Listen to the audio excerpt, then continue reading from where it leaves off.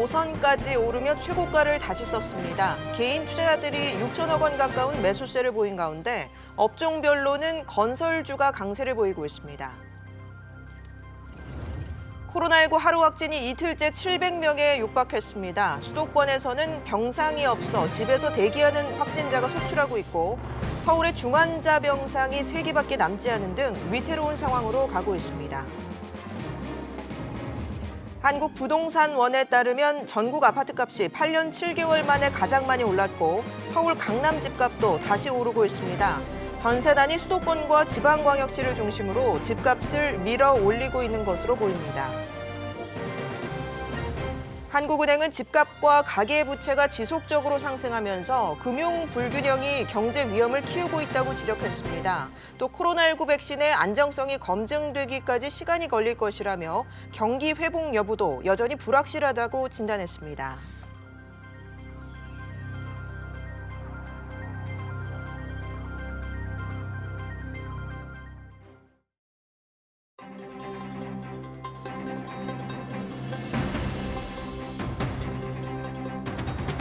깊이 있는 분석과 새로운 시각이 함께합니다. 네, 한 번에 이해하는 경제 토크쇼 경제 현장 오늘 시작합니다.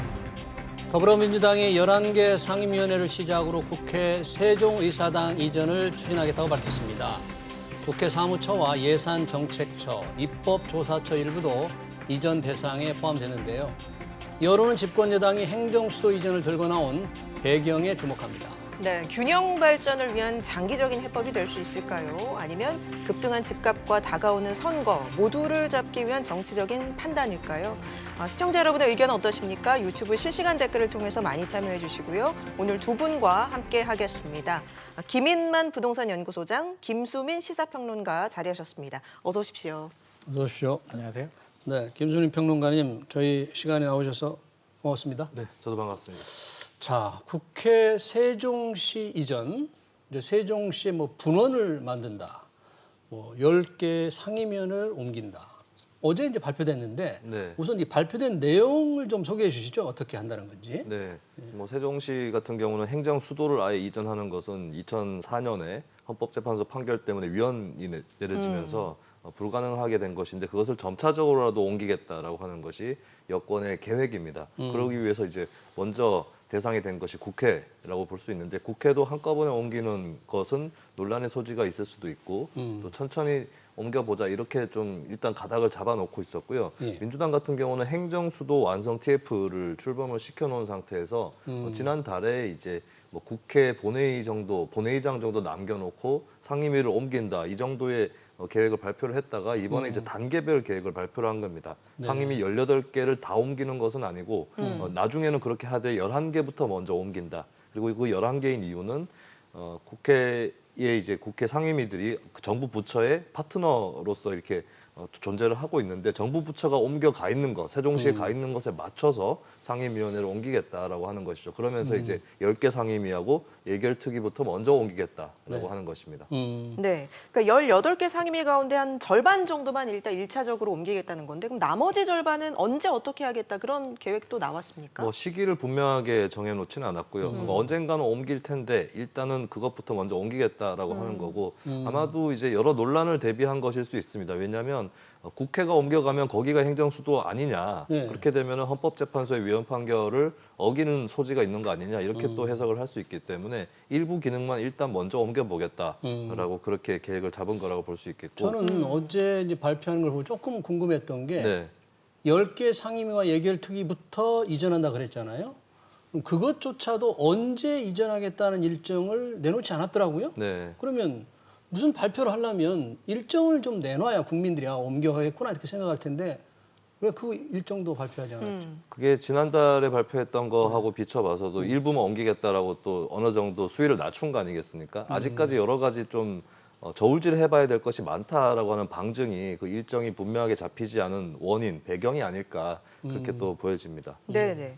이번에 청와대를 옮기는 건 논의에서 빠졌는데요. 네. 청와대를 옮겨야 진정한 행정수도 이전 아니냐 이런 얘기들도 있어요. 네, 근데 행정수도 이전이 위헌 판결 해소가 안 되는 이상은 막혀 있는 것이고 어떻게 보면은 국정 운영의 중심은 청와대보다 국회라고 할 수도 있는 것이거든요. 우리 권력 구조를 봐도 대통령 중심제라고는 하지만 국회가 대통령 탄핵도 할 수 있고 입법도 다 국회에서 하는 거기 때문에 근데 사람들의 어떤 관념이랄까요? 이런 것들은 좀 다른 것 같습니다. 행정수도라는 그 논리에도 이제 관습헌법이라는 것이 준거로 등장을 하면서 그것이 위헌이다라고 했듯이 이런 관습적인 것, 관념적인 걸 대비를 해야 될 텐데 국회가 옮겨가는 것은 수도 이전이라고 보기에 좀 부족함이 있지만 청와대가 옮겨가 버리면 그것은 확실하게 수도 이전이다. 이렇게 해석이 될 소지가 굉장히 높거든요. 그런 의미에서 일단은 청와대는 서울에 남겨놓겠다라고 민주당에서는 계획을 짜놓고 있는 것이고 국회부터 먼저 옮긴다라고 볼 수 있겠죠. 그러면 이제 1단계로 10개 상임위와 예결특위를 옮기는 거 되어 있잖아요. 그게 뭐 언제 될지 모르지만 그게 되고 난 이후에 2단계로 국회 전체를 옮긴다. 그런 계획인가요? 발표된 내용으로만 보면? 네, 그렇습니다. 국회를 옮긴다. 청와대는 시기상조기 때문에 일단은 놔두고 국회는 옮긴다는 것이고 거기서 더 단계를 쪼개서 국회 상임위를 18개를 먼저 옮긴다. 이렇게 된 것이죠. 결국에 하려고 하는 계획은 국회를 옮긴다라고 하는 것은 크게 변함은 없는 것 같습니다.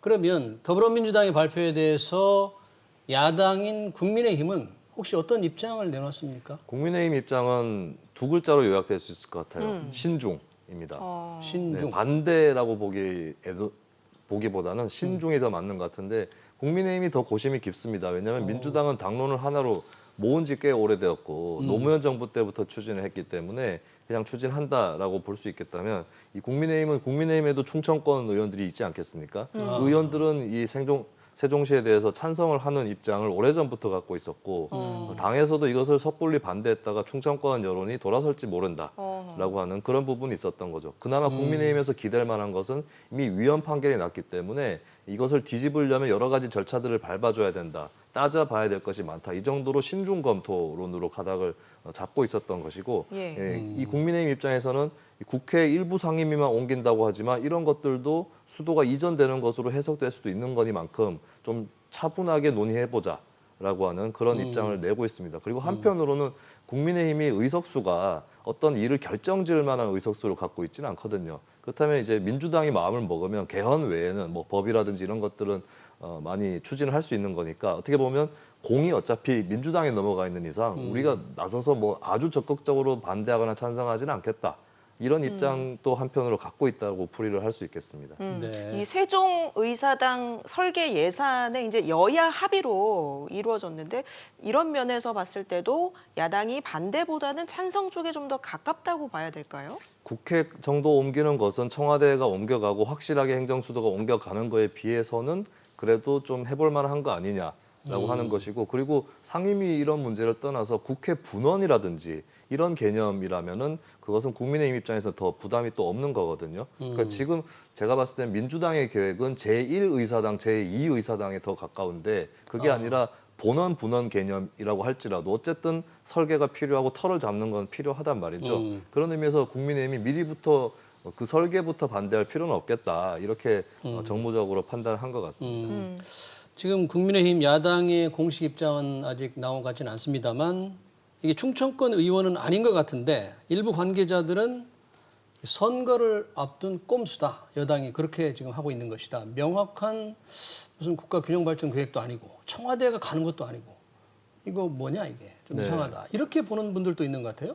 그런 얘기가 나오는 이유는 아무래도 이 행정수도 이전이라고 했을 때 단계적으로 한다 할지라도 좀 진작부터 로드맵이 마련될 필요는 있었겠죠. 그런 의미에서는 현 정부 출범할 때에 처음부터 운을 띄우고 추진을 하고 꾸준히 논의를 해왔어야 하는 건데 글쎄요. 잠깐 얘기가 나온 적은 있어요. 2018년에 개헌을 시도할 때 개헌 조항 안에 이제 수도에 관련된 것은 법률로 정한다라고 하는 그 내용이 대통령 발의 개헌안에 들어가 있긴 했었습니다. 그때 조금 얘기가 나왔고 이후로는 또 얘기가 없었기 때문에 그리고 총선 전에도 얘기가 없었거든요. 이 행정수도 문제는 수도권 주민이라든지 이쪽에서는 반대 여론도 만만치 않기 때문에 총선 때 꺼내지 않은 것은 수도권을 의식해서 안 꺼냈던 거 아니냐. 근데 이제 와서 이제 서울 집값이라든지 이런 문제가 되니까 좀 뒤늦게 꺼낸 것이 아니냐 이런 의심들을 또 한편에서는 갖고 있는 것 같습니다. 네, 그러니까요. 사실 이게 국회 이전이라면 엄청나게 중요한 과제인데 집권한 지 한참 지나고 나서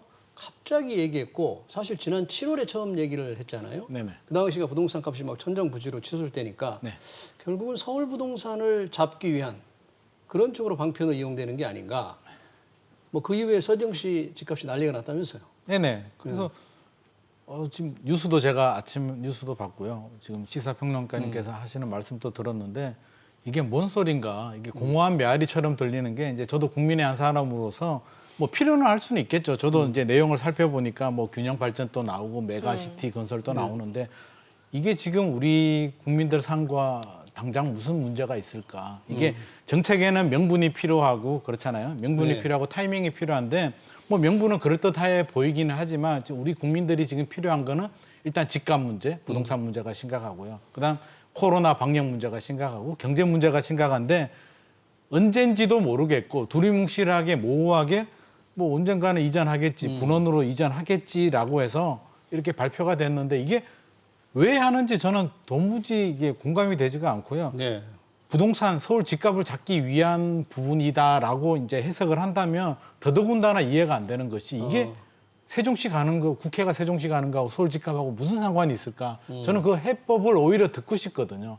제 기준에서는 도무지 이해가 되지 않는데 이게 이제 내용을 제가 좀 살펴봤어요. 이게 예. 민주당에서 발표된 자료를 보면 첫 번째가 권역별 메가시티를 육성하겠다는 것이고요. 두 번째는 서울을 글로벌 국제 경제 금융 수도로 만들겠다라고 했는데 제가 볼 때는 이 두 가지가 다 부동산을 자극하는 것이거든요. 메가시티, 권역별 메가시티를 만들면 그 권역이 되는 지역들은 개발 호재가 되면서 집값이 오를 수밖에 없고요. 네. 지금 세종시가 어떤 분위기냐면 예. 우리가 강남처럼 된다. 세종시 자기들이 아파트가 강남처럼 된다? 지금 강남처럼 현장 집값이 분위기가 오른다? 그렇고, 예. 이렇게? 우리가 강남처럼 될 것이니까 뭐 3억, 5억 불러도 상관없다. 이런 분위기거든요. 현장 분위기가. 그래서 뭐 몇 달 전에 비하면 2억, 3억 오르는 거는 시간 문제고요. 그냥 호가를 막 부르는 상황이고 예. 주민들 입장에서는 또 이해가 되거든요. 아니 여당에서 집권 여당에서 유력 대선 후보가 수도를 이전한다는데 아니 우리가 강남처럼 되는 거는 당연한 거 아니냐 이런 뭐 반응들이 최근에 나오고 뭐 있고. 17억 원 넘는 집값도 뭐 보도가 되긴 했는데 대형 평수가 17억인데 제가 네. 제 생각에 이런 분위기로 가면 조만간에 85제곱미터가 17억 가는 것도 시간 문제일 것 같거든요. 그래서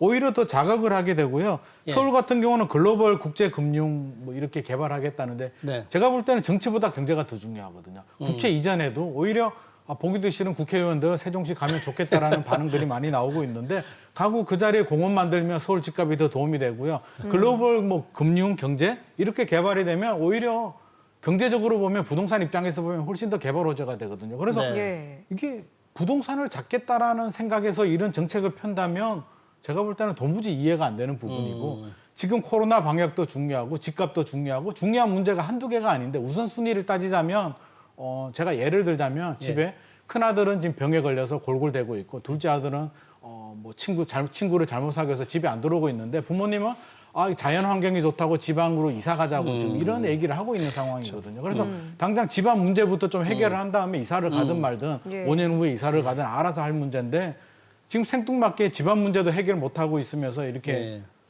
뜬금없이 네. 국회를 이전한다는 게 저도 국민의 한 사람으로서 예. 저조차도 이해가 안 되는데 이 방송을 보는 우리 애청자들도 얼마나 이해가 되지 않을까 일단은 싶어서 그 세종 집값을 부추긴다는 그 지적에 대해서 우원식 의원이 적절한 간섭이 필요하다. 여러 가지 대책을 세워서 문제를 해결하겠다. 이런 얘기를 했어요. 그래서 뭔가 세종에 있어서 뭔가 추가적인 규제라고 해야 될까? 하여튼 뭔가 조치가 있을 수도 있지 않을까? 이런 생각도 드는데. 그게 왜 지금 안 나오냐고요. 발표될 때 이미 나와야 되고요. 예. 우리가 이제 소비자 입장에서 수요자 예. 입장에서는 이제 집값을 자극할 때는 개발 호재잖아요. 네. 기대감이 굉장히 중요한데 이미 기대감은 7월 달부터 거의 뭐 베스트로 최고로 줬단 말이에요. 아니 여당 유력 대표 180석을 가진 여당이 이전하겠다는데 기대감은 우리가 강남처럼 된다라는 극도의 기대감을 가지고 있는데 규제라고 하면 기껏해야 조정 대상 지역, 투기 과열 지구 지정된 것밖에 없고요. 지금 아무런 규제가 나오지 않고 있거든요. 네. 제 생각에는 차라리 토지거래 허가라도 미리 묶어서 뭐 거래를 좀 규제한 다음에 이런 거를 발표되고 순차적으로 이렇게 진행이 돼야 되는데 시장 상황을 지켜보면서 나올 수도 있다. 규제가 나올 수도 있다. 이미 집값은 최고로 올랐는데 이미 그렇죠? 집주인들 다 자극해놓고 뒤늦게 솔직히 나올 건 또 뭐가 나올 수 있을까? 제가 볼 때는 토지거래가 묶는 것밖에 없는데 예. 서울을 보더라도 강남 일부 지역, 용산 토지거래가 묶어도 전혀 효과가 없었거든요. 오히려 지금 한국감정원 이번에 바뀌었죠. 부동산원으로 바뀌었는데 거기 예. 통계 자료를 보면 이제 서울 집값도 다시 상승으로 돌아섰단 말이에요. 그래서 전혀 효과가 없는 정책을 지금 기대감만 잔뜩 네. 키우면서 오히려 지방 집값만 더 자극하는 것이 아닐까. 저는 굉장히 걱정도 되고 도무지 공감이 안 되는 상황입니다. 예, 지금 김인만 소장님께서 약간 최근에 그 부동산 민심을 좀 대변해 주신 것 아닌가 싶은데 이 세종시로 이전하는 문제는 국민적인 동의도 필요한 부분이잖아요. 예. 그 헌법재판소가 2004년에 했던 판결을 보면 예.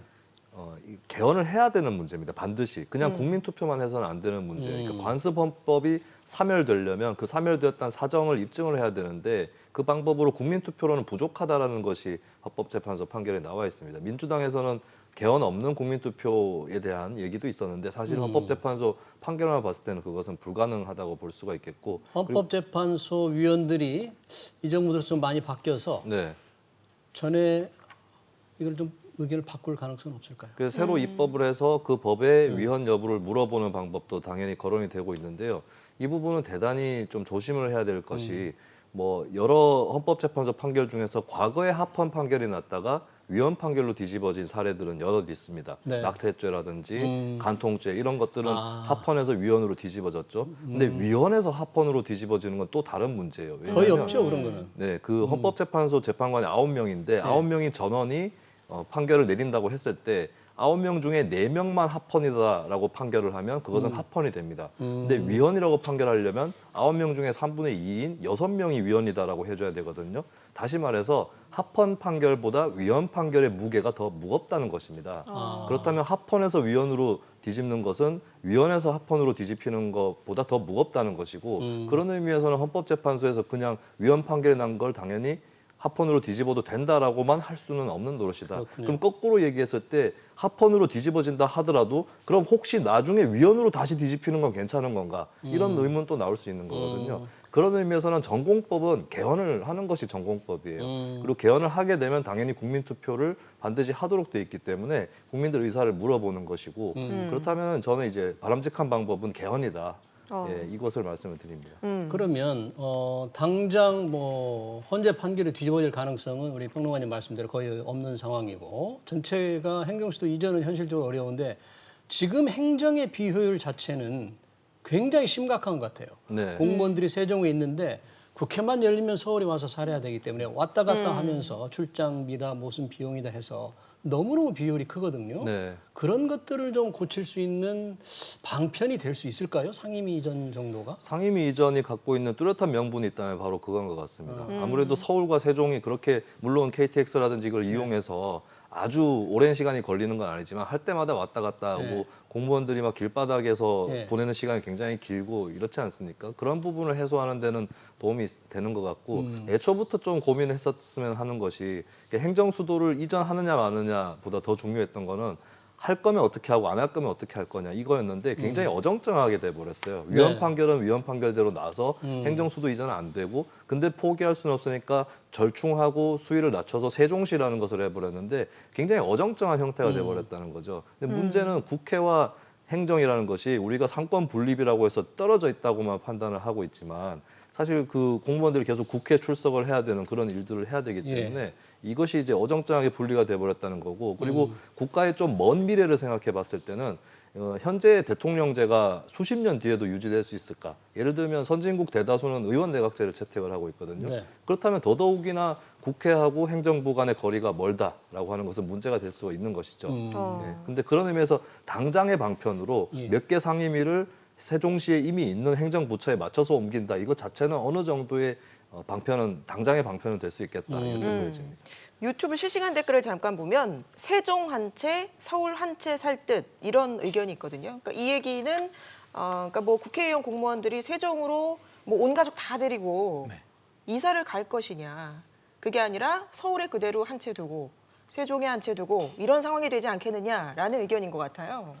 그게 이제 요즘 뭐 이런 말들이 있는데 뭐 서세원이라고 하더라고요. 서울의 서세원. 원, 서울의 원, 뭐 세종의 세종의 원 원. 해가지고 이제 집을 한 채씩 가지는 건데 최근에 이제 지금까지 양상을 보면 이제 그렇죠. 서울에 집 하나 있고 원래 의도는 특별 분양을 줬을 때는 서울 집을 팔고 세종으로 전가적으로 이사 가라고 했는데 네. 최근에 청문회도 그렇고요. 여러 가지 보면 그게 저는 일반적인 현상이라고 보거든요. 서울 집은 전세를 주거나 또는 주말 부부를 하면서 가족들이 거주하고 세종의 특별 분양을 받아서 이렇게 하는 두 채를 가지는 현상이 생겨서 이런 현상은 뭐 제가 담당자, 제가 공무원이라도 이렇게 할 것 같고요. 예. 과연 서울 집을 포기하고 아무리 세종이 좋아진다라고 해도 이렇게 세종만 하겠냐라고 봤을 때 그렇지는 않을 것 같아요. 그래서 이 부분에 대해서도 저는 정부가 이제는 좀 명확해져야 되지 않을까. 과거에는 세종으로 좀 안 가려고 했잖아요. 인프라도 부족하고 여러 가지가 네. 있어서 특별 공급도 주고 했는데 지금은 좀 명확해져야 되지 않을까. 오히려 투기에 공무원들의 투기를 도와주는 형태밖에 안 되기 때문에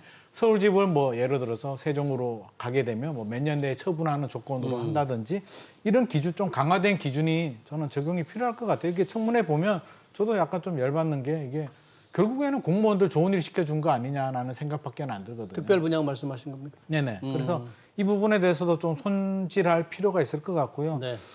어떻게 됐든지 간에 세종시 입장에서는 지금 최대 개발 호재를 맞이했기 때문에 이 부분도 어떻게 해결할 것인가. 서울 집값만 중요한 것이 아니고 세종시 집값도 중요하거든요. 제가 최근에 어떤 연락을 받았냐면 예.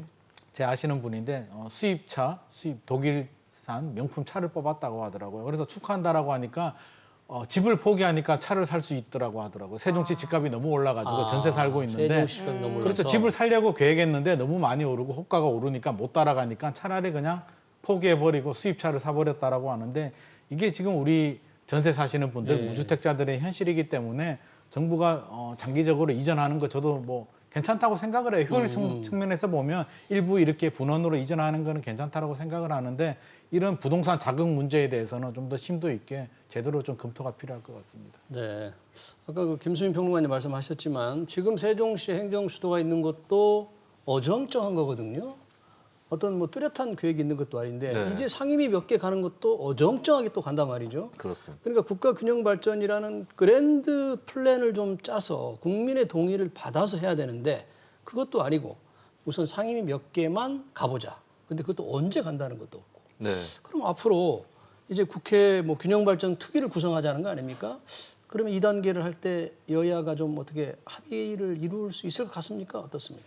합의를 떠나서 어떤 명확하고 정돈된 의견을 여든 야든 제출할 수 있을까라는 의문도 들어요. 그 국토 균형 발전이라는 얘기가 나오는데 이게 또 행정 수도 이전하고 국토 균형 발전은 다른 차원의 개념입니다. 아, 이 행정 수도를 만들어서 그쪽으로 서울이나 수도권 인구를 분산시키자라고 하는 생각을 갖고 있는 거지 않습니까? 예. 근데 국토 균형 발전은 세종시 외에도 여러 지역들을 발전시켜야 되는 것이 국토 균형 발전이거든요.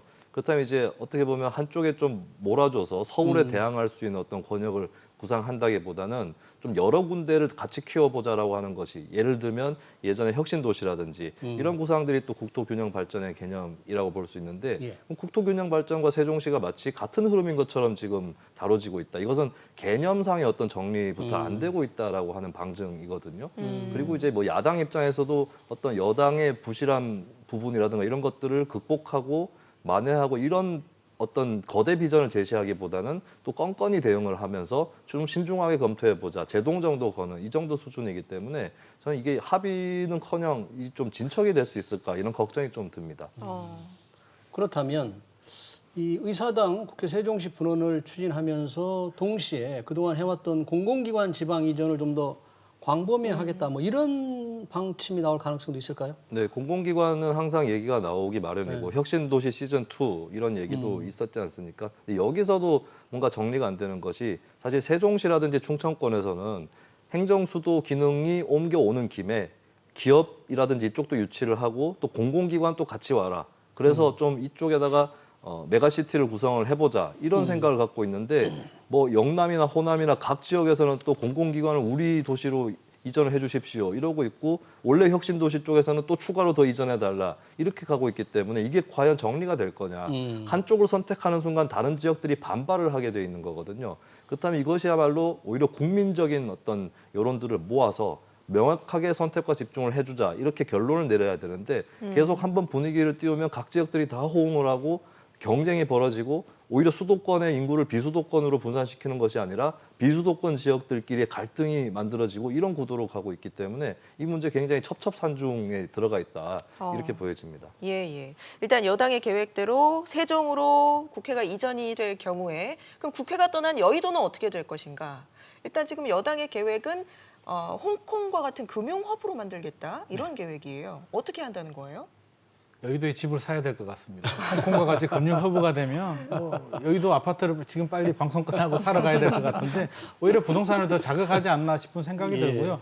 저는 국토 균형 개발이라는 것 자체가 부동산 측면에서 보면 결국에는 부동산 가격 상승을 의미하거든요. 그래서 과거 사례를 보면 우리 강남도 결국에는 강북 도심의 구도심의 그 과밀화를 억제하기 위해서 이게 분산을 한 거잖아요. 결국에는 그 도심 부동산 값을 잡았냐 그러면 강남 집값이 올랐고요. 강남 부동산 가격이 올랐는데 광화문이라든지 구도심 가격은 절대 떨어지지 않고요. 같이 다 올랐거든요. 세종시만 보더라도 서울 집값을 잡았냐 그러면 서울 집값은 더 많이 올랐고요. 세종시 집값만 올렸고요. 혁신도시도 마찬가지거든요. 혁신도시 아파트 가격이 굉장히 비싸잖아요. 다른 지역에 비해서. 결국에는 균형 개발이라는 것 자체가 이게 부동산 가격 상승을 의미하는 거기 때문에 네. 이 부분도 한번 더 다시 생각을 해야 되고요.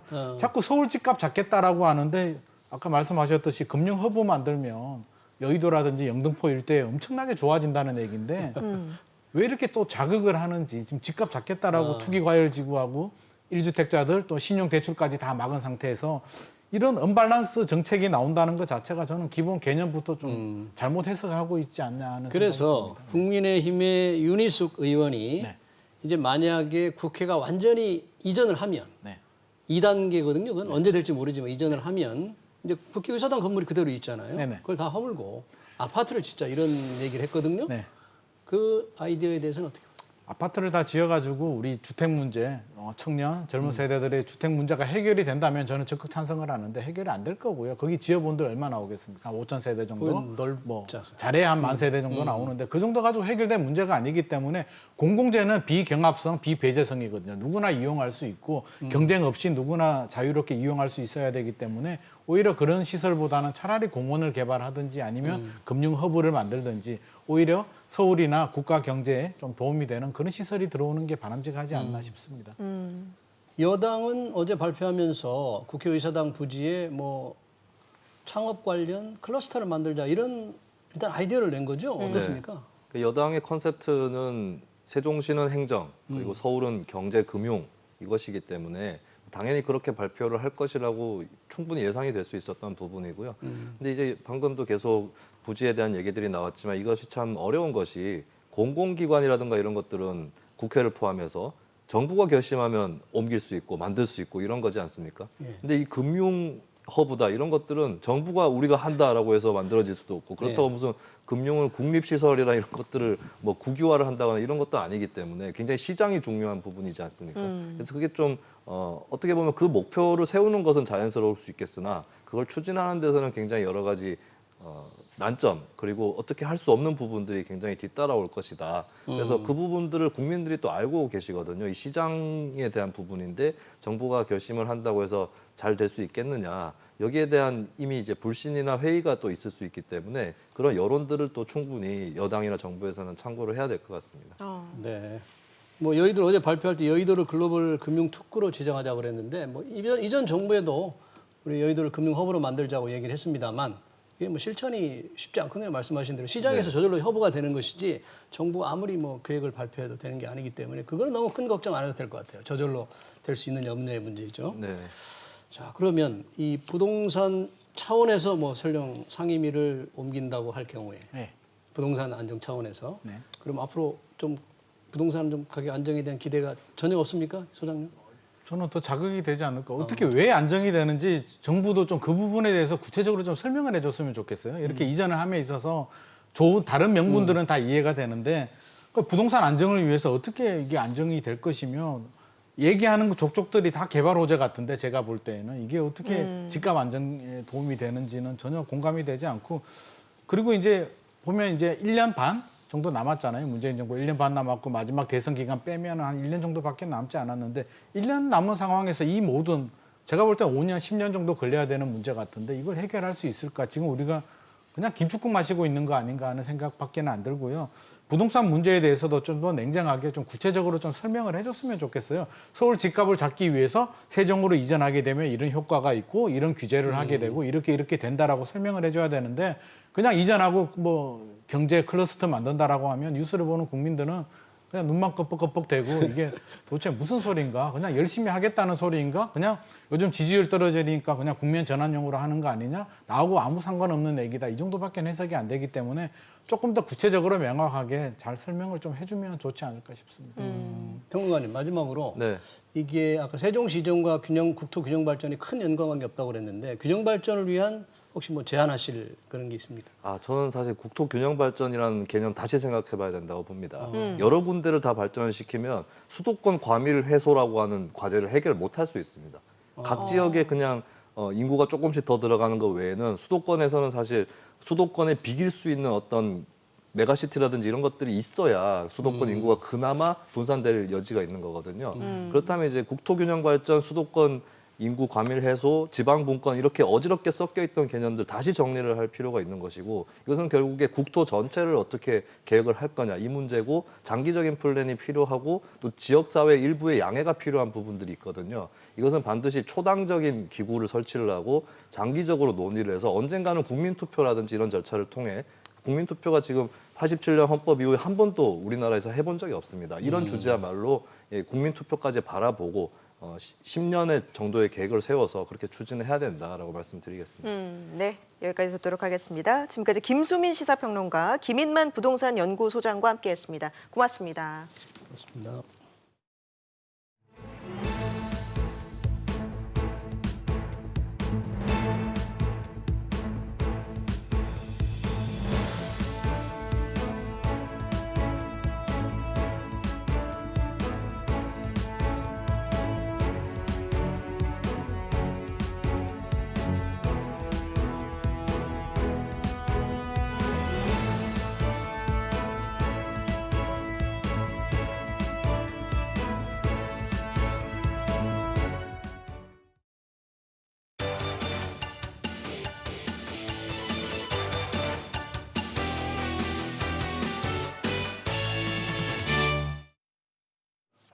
네, 교보증권의 우기철 차장 전화로 연결하겠습니다. 차장님 안녕하십니까? 네, 안녕하십니까. 네, 오늘 코스피가 장중도 최고가를 찍긴 했는데 좀 오르락 내리락 좀 불안정한 흐름을 보였어요. 마감 상황은 어떻습니까? 일단은 지금 아직 마감이 지금 나오고 있는 중이고요. 오늘 이제 트리플 리칭 네마녀의 날을 맞이해서 지수의 변동폭이 상당히 커진 그런 하루였습니다.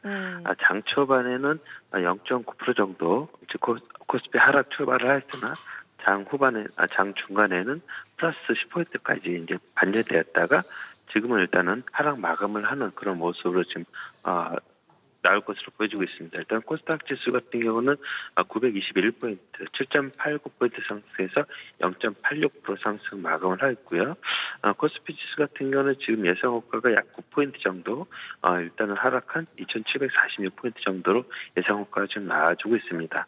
일단 전반적으로 일단은 뭐 종목에 대한 교체 매매들, 차익 실현 매물 등 이런 것들이 좀 많이 좀 출회가 되어서 지수의 변동성이 상당히 컸던 하루였습니다. 네, 미국 증시 상황 잠시 보면은 어제는 최고가를 썼는데 오늘은 기술주 중심으로 하락을 했습니다. 우리 시장에 얼마나 영향을 줬는지 또 이외에 뭐 우리 시장에 영향을 준 해외 이슈들 어떤 게 있었을까요?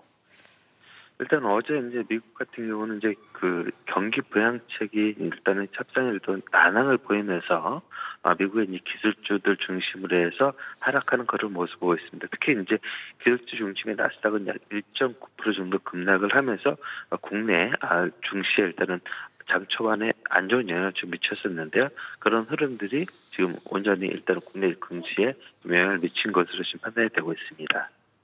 다시 우리 시장으로 돌아와서 오늘 특히 눈에 띄는 종목들은 어떤 게 있었습니까? 그동안 좀 움직이 좀 둔했었던 종목군들이 오늘 좀 눈에 띄게 좀 좋은 흐름이 나타났었는데요. 한국전력 같은 경우 일단 연로비 연동지 시행 기대감으로 인해서 6%대의 상승 흐름으로 마감이 됐고요. 현대건설 같은 경우는 이제 정책 리스크 완화 공급 확대 기대감으로 인해서 저평가 매력과 같이 맞물리면서 약 4%대의 상승으로 흐름을 보여준 그런 모습이었습니다. 네, 내일 시장은 어떤지 흐름이 어떨지 또 궁금합니다. 내일 전망은 어떤지 또 어떤 이슈에 주목을 해봐야 될까요?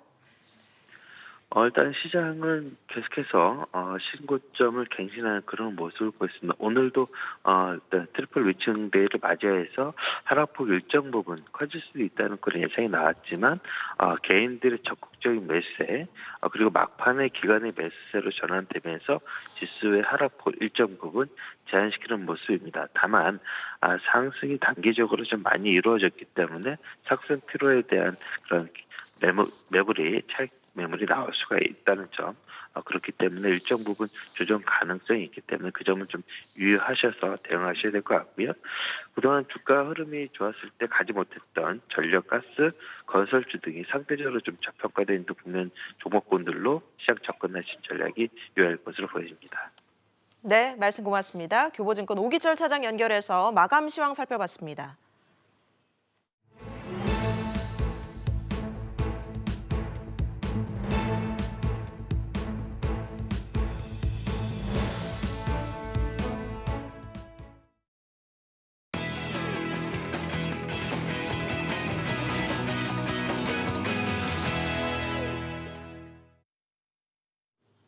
사용과 보관이 불편해서 이용자들에게 불만을 샀던 공인인증서가 오늘부터 폐지됩니다. 공인인증서의 독점적 주의를 없애는 전자서명법 개정안이 오늘부터 적용되기 때문인데요. 연말정산 앞두고 공인인증서가 폐지된다며 혼란스러운 분위기도 있습니다. 공인인증서 폐지로 어떤 변화가 일어날지 짚어보겠습니다. 이 자리에 김승주 고려대 정보보호대학원 교수 나오셨습니다. 교수님 어서 오십시오. 반갑습니다. 네, 안녕하십니까. 자, 공인인증서가 폐지된다. 오늘부터. 네. 근데 무슨 폐지된다는 게 무슨 뜻입니까? 사실은 이제 여러 언론에서 예. 폐지라는 단어를 많이 씁니다. 예. 근데 그건 조금 잘못된 것 같고요. 아, 그래요? 네. 정확히는 공인이란 이름을 못 쓰게 하는 겁니다. 공인. 네네. 아. 그래서 공인인증서가 예. 공동인증서라는 이름으로 바뀐다라고 생각하시면 될 것 같습니다. 공인이라 그러면 정부가 딱 인정해 주는 건데 그렇죠. 이제는 정부가 딱 인정해 주지 않는다. 뭐 이런 건가요? 그러니까 지금 정부는 예. 시장에서 여러 가지 어떤 인증 수단들이 나와서 예. 자유롭게 경쟁하고 예. 그 중에 좀 쓰기 편하고 안전한 것이 선택받길 원하는 겁니다. 그런데 예전부터 정부가 이 노력은 계속해서 해왔는데 네. 생각보다 이게 잘 안 바뀌는 거예요. 시장은 여전히 공인인증서만 다 퍼져 있단 말이죠. 예. 왜 그런가라고 봤더니 이 공인이란 단어가 예. 마치 굉장히 좋은 것처럼 정부가 다 관리해 주는 것처럼 착시 현상을 불러일으킬 수 있다. 그래서 우리 보통 계급장 떼고 얘기한다고 그러지 않습니까? 예. 그래서 그 공인이란 이름 떼고 계급장 떼고 공정하게 경쟁하라는 뜻입니다. 아, 여러 인증서들이 인증 경쟁을 하라. 그 네. 시장에서 그런 뜻이군요. 네네. 그런데 사실 공인인증서가 왜 그렇게 저도 이제 많은 사람들 불만을 샀다 그러는데 왜 그렇게 많은 불만과 이 사용에서 이런 문제가 있었습니까? 뭐 굉장히 불편하죠. 뭐 자꾸 예. 깔라 그러고 뭐 예. 특정 웹브라우저만 되고. 근데 처음 공인인증서를 만들었을 때는 네. 지금처럼 뭐 이렇게 많은 것들을 설치하라고 하지도 않았고요. 아, 그래요? 예, 그리고 특정 회사의 웹브라우저만 지원하지도 않았습니다. 네. 맨 처음 만들었을 때는 추가적으로 깔리는 프로그램도 없었고 네. 그리고 모든 회사의 웹브라우저들을 다 지원했었습니다. 그런데 우리나라가 보통 이제 마이크로소프트라고 하는 회사의 운영 체제를 굉장히 많이 써왔지 않습니까? 예. 과거에. 네. 그러다 보니까 회사들은 시장 지배적 사업자로 이렇게 좀 쏠림 현상이 생기기 시작을 하는 겁니다. 예. 그러다 보니까 이제 특정 회사의 웹브라우저만 지원하게 됐고 네. 두 번째 이것저것 프로그램이 설치되는 이유는 예. 예전에는 괜찮았는데 예. 해킹 기술이 자꾸 발달하는 거예요. 아, 그렇군요. 그러다 보니까 이제 그걸 막아야 되고 그러다 보니까 이제 설치되는 프로그램이 많아진 겁니다. 네. 저 같은 경우에도 사실 뭐 저는 크롬을 쓰고 있는데 그거 쓰다 보면 무슨 프로그램을 깔아 공인증서 하나 받으려면 굉장히 복잡해요. 뭐 방화벽 설치하라, 보안 프로그램을 실행하라, 액티브엑스 뭐 해라 하다가 아주 그냥 짜증 나가지고 네. 포기하는 경우가 많거든요. 네, 네. 그러면 이제 공인인증서에 공인이라는 말이 없어지면 제가 공인인증서 지금 쓰고 있는데 네. 오늘부터 못 쓰는 겁니까 그럼? 또 이제 그런 거 많이 네. 걱정하세요. 네. 그런데 일단은 현재 공인인증서의 유효기간, 남은 유효기간까지는 계속해서 쓰실 수가 있습니다. 남은 기간. 네. 아, 그리고 남은 기간이 되면 갱신을 하셔야 되잖아요. 그렇죠. 그 갱신하시는 단계에서 예. 나는 그냥 공인인증서를 계속 쓰고 싶다. 쓰고 싶다. 그러면 만약에 그러시면 예. 공동인증서를 선택하시면 됩니다. 아, 그런데 나는 조금 쓰기 편하고 좀 괜찮은 예. 민간 인증서를 쓰고 싶다. 그러면 이제 그런 것들도 따로 설치해서 사용하시면 될 것 같습니다. 그러면 내가 지금 공인인증서를 쓰고 있는데 갱신할 때 아까 말씀하신 공동인증서, 네. 그게 은행 거죠. 꼭 은행 거 지금 인증서가 크게 한 세 예. 가지 정도가 예. 거론됩니다. 예. 일단 공동인증서는 예. 공인인증서가 이름만 바뀐 겁니다. 그리고 민간 인증서가 있습니다. 예. 이게 무슨 여러 예. 회사들이 만든 사설 인증서라고 보시면 되고요. 그런데 이제 금융기관들이 연합해서 네. 우리는 금융기관 전체가 단일화시켜서 쓸 수 있는 민간 인증서를 하나 만들어 보자. 네. 이게 이제 금융인증서입니다. 금융인증서, 네네. 금융회사들이 서로 합심해서 그렇죠. 뭐 금융결제원하고 함께 만들었네. 뭐 그런 거죠. 그러니까 지금 쓰시는 인터넷 뱅킹용 인증서 비슷하다고 보시면 되겠습니다. 아, 그렇군요. 그러면 그 금융인증서가 현재 지금 쓰고 있는 공인인증서에 비해서 뭐가 좀 좋아진 게 있습니까? 지금 네. 공동인증서야 공인인증서가 이름이 바뀐 거고요. 예. 지금 이제 민간인증서, 금융인증서 이런 것들이 있는데 예. 이제 시장에서 경쟁해서 사용자들한테 선택을 받아야 되잖아요. 네. 그러다 보니까 뭐 유효 기간을 지금 1년에서 한 3년으로 늘린다던가 네. 아니면 지금 우리 인증서 같은 경우에는 무슨 USB에 담아서 다니던가 그렇죠. 아니면 하드디스크에 저장하든가 이러잖아요. 네. 이런 걸 이제 클라우드에 저장을 해서 아무 곳에서나 불러서 쓸 수 있도록 한다던가 아니면 갱신을 우리가 그때그때마다 우리가 하는 것이 아니고 네. 자동으로 업데이트가 일어나게 한다든가 이런 어떤 사용자 편리성을 개선한 여러 가지 시도를 하고 있는 게 사실입니다. 네. 또 이게 비밀번호 시스템이 네. 조금 간편해져서 훨씬 이용자들이 쓰기가 편해진다면서. 그럴 수도 있죠. 네. 그런데 여기서 이제 하나 짚고 넘어가야 될 것이 많은 분들이 이거 생체 인식 기술이 기존의 인증서를 대체했는데 이런 광고들 되게 많이 보세요. 네, 그렇습니다. 근데 생체 인식 기술이 인증서를 대체한 게 아니고요. 인증서 쓸 때 여러 가지 프로그램 설치되는 것만큼이나 불편한 게 비밀번호 입력하는 겁니다. 네. 그 스마트폰 조그만 창에다가 그렇죠. 비밀번호를 쳐넣어야 뭐또 되잖아요. 특수 문자까지 다 해야 되고 그렇죠. 그러니까 근데 기억하기도 요새 어려워요. 이제 나오는 민간 인증서들은 그 비밀번호 부분을 지문 인식이나 생체 인식으로 대체시킵니다. 그래서 내가 지문만 갖다 대면 알아서 비밀번호가 자동으로 입력되게끔 네. 이런 식으로 해놓은 것이 굉장히 많습니다. 그러니까 지문이나 또 이제 홍채 네. 인식으로 하고 또 숫자를 가지고 6자리를 단순화. 뭐 그럴 수도 있고요. 훨씬 그게 편하지 않겠습니까? 뭐 그렇죠. 네. 네. 그런데 그런 것들을 입력하면 속에서는 민간 인증서 또는 금융 인증서가 자동으로 돌아간다라고 보시면 됩니다. 네. 그러면 이제 가장 이제 직장인들이 이제 연말정산 또 항상 뭐 공인인증서 하면 연말정산에 필요한 네, 거니까 이제 유효기간까지 쓸 수 있다고 했잖아요. 네. 근데 민간인증서가 다양하게 지금 있지 않습니까? 네. 그러면 그 민간인증서 그것도 이번 연말정산에 다 사용할 수 있는 거죠? 일단은 예. 아까 공동 인증서라고 하는 것 예. 이거는 당연히 연말정산 때 쓸 수 있죠. 쓸수 있고요. 왜냐하면 이름만 바뀐 네. 거니까요. 그다음에 이제 민간 인증서들이 있는데 예. 뭐가 있습니까? 우선 민간인증서에. 지금 민간 인증서는 아까 예. 금융 인증서도 있고 예. NH 원패스, 패스 인증서, 카카오페이 인증서, 네. 토스 인증서 이런 것들 굉장히 많습니다. 지금 화면에 보이는데요. 그렇군요. 그런데 민간 인증서들을 다 연말정산할 때 사용할 수 있게끔 해주면 사실은 그 중에는 보안성이 확인 안 된 것들도 있을 수가 있잖아요. 네. 그렇죠. 그럼 사고가 날 수 있으니까 네. 지금 정부가 민간 전문 평가기관이라는 걸 둬서 예. 이 정도 민간 인증서는 정부 사이트에 써도 되겠다. 그걸 지금 평가를 하고 있습니다. 네. 그래서 지금 화면에 보시면 동그라미 쳐져 있는 것들이 있죠. 예. 저것들이 일단은 1차 심사를 통과한 민간 인증서들입니다. 지금 통과한 게 패스는 이 통사들이 한 거 하고. 그렇죠. 그리고 그 위에 KB 모바일 인증서라는 게 있고요. 네. 공동 인증서는 기존의 공인 인증서가 이름만 바뀐 거고요. 그다음에 이제 카카오페이, NHN 페이코, 삼성전자에서 내온 삼성 패스.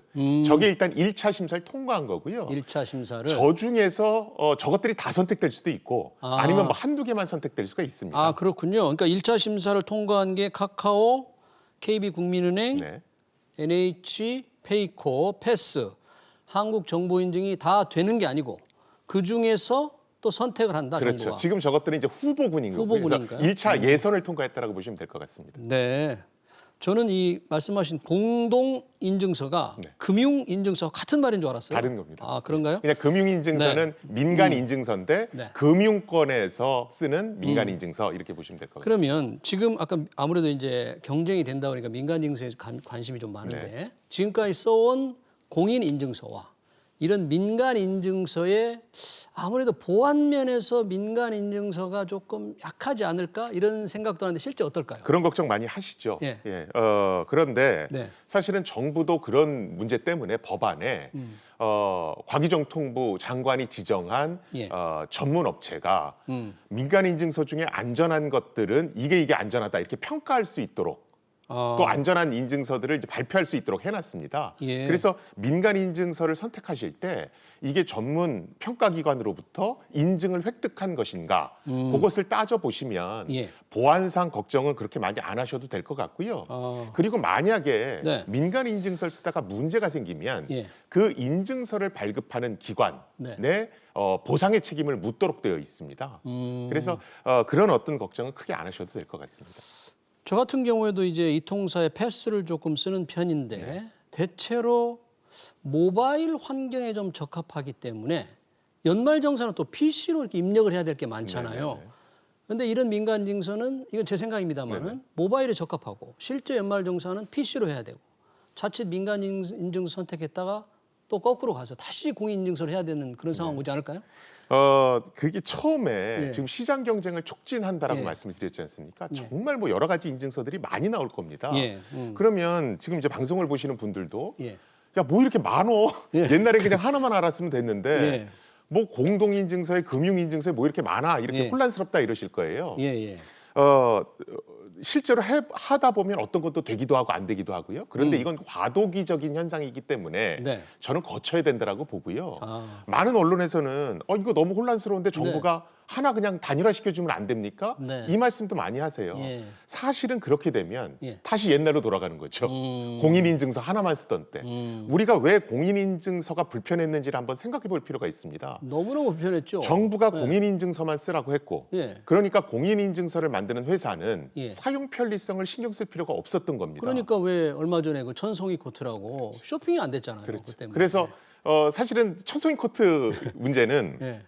뭐 약간 잘못 전해진 것도 있긴 그래요? 합니다. 네. 그러니까 천송이 코트 때문에 중국인들이 뭐 코트를 못 산다 뭐 이런 거였죠. 네, 내용인즉. 그렇습니다.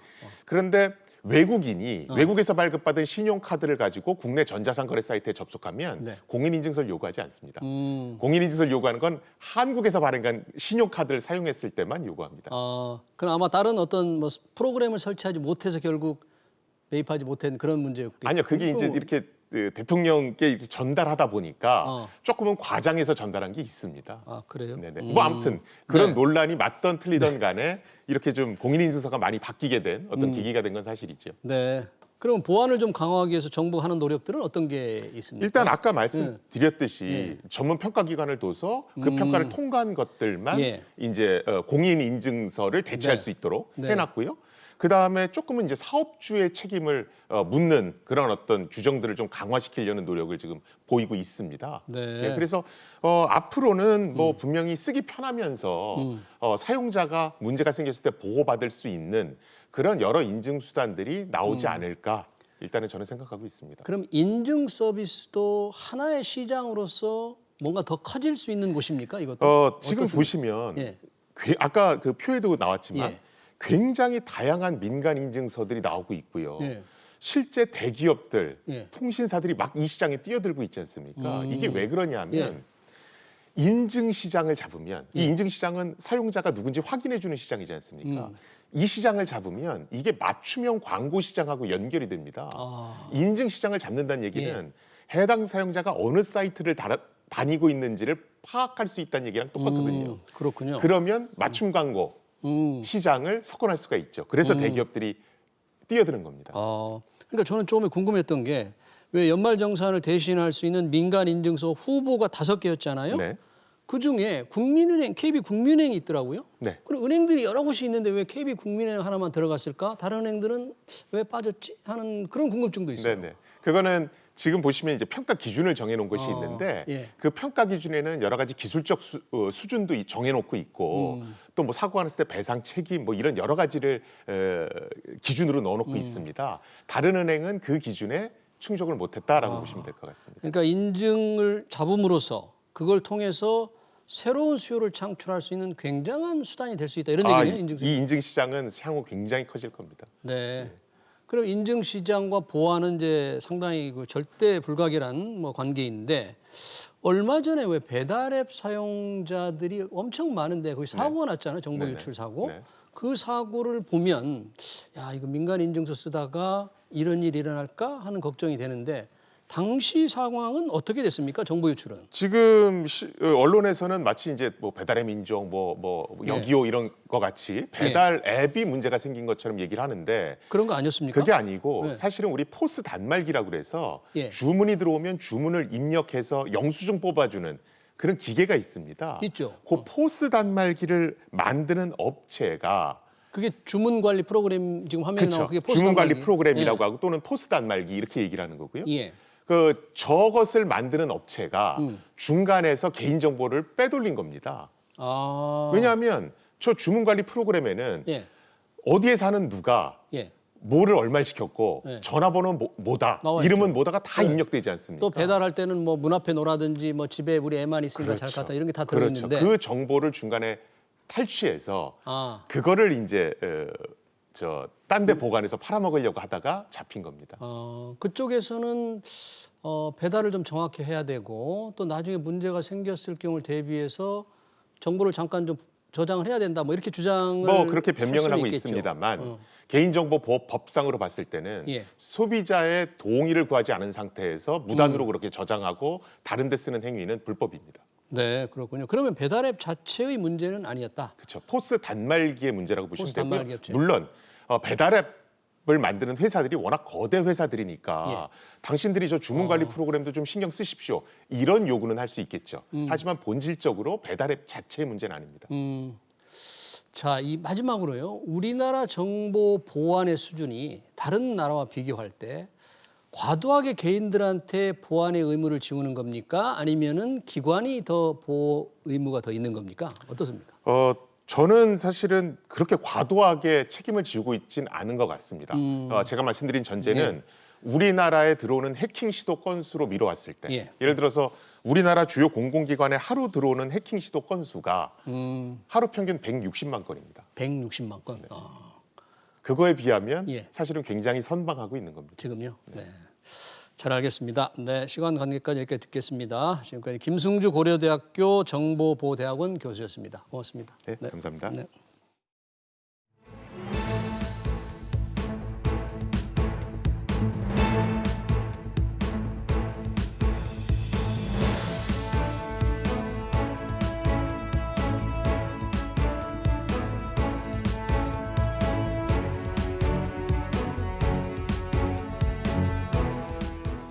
더불어민주당이 국회를 단계적으로 세종시로 옮기겠다는 구상을 발표했는데 국민들이나 야당의 반응이 뜨뜻미지근합니다. 옮기는 대상이 국회 상임위원회 11개뿐인데다 구체적인 일정마저 나오지 않아서 진정성이나 실현 가능성이 의심받고 있죠. 국가 균형 발전이라는 국가적 과제를 이렇게 흐리멍덩하게 발표해서야 되겠습니까? 네, 경제 현장 오늘 준비한 소식은 여기까지입니다. 저희는 내일 오후 3시에 다시 찾아오겠습니다. 고맙습니다.